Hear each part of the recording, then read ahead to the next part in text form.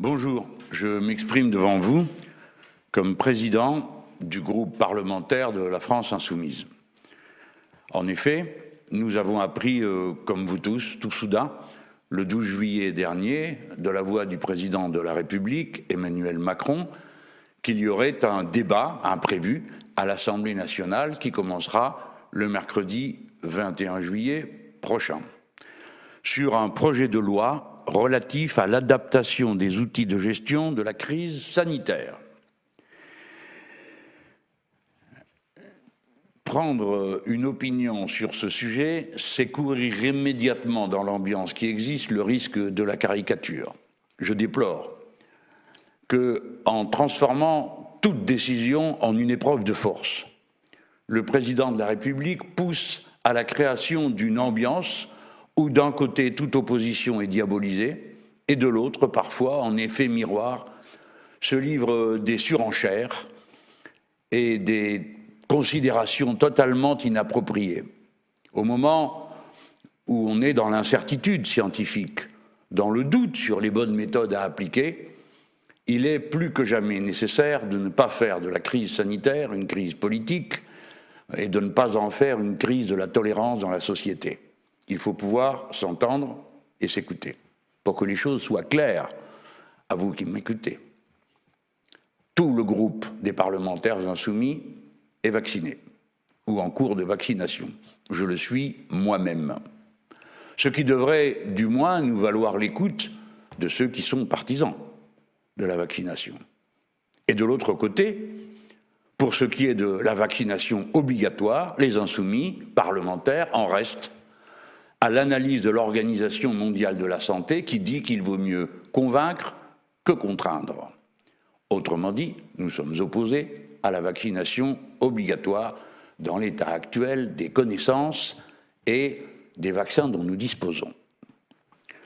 Cependant, plutôt que d'en traiter rationnellement et tranquillement, en prenant le temps des concertations qui, dans ce type de circonstances, sont inévitables et nécessaires pour faire jaillir les bonnes idées.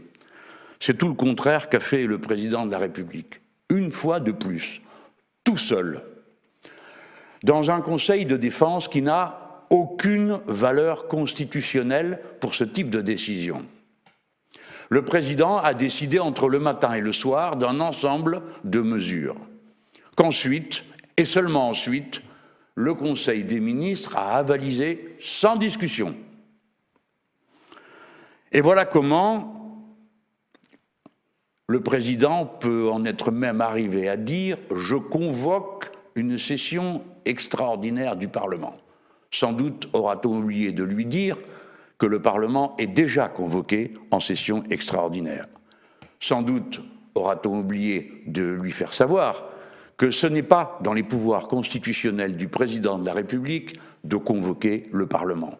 C'est une attribution du Premier ministre, qui, d'après la Constitution, et ceux qui s'en réclament si vigoureusement devraient sans doute s'y tenir avec d'autant plus de fermeté. D'après la Constitution, c'est M. Castex qui dirige la politique de la nation.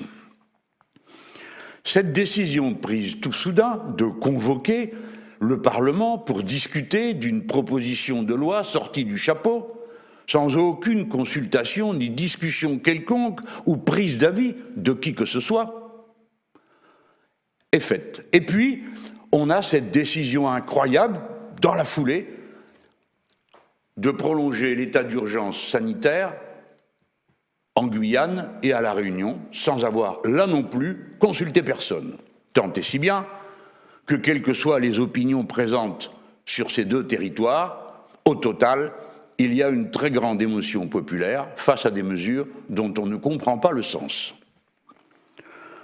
Enfin, et ce n'est pas le moindre, au milieu des décisions sanitaires, le président nous apprend qu'il a l'intention de réouvrir le dossier de la réforme des retraites contre le droit à la retraite et que s'appliquera dès le mois d'octobre ces mauvaises décisions concernant l'indemnisation du chômage.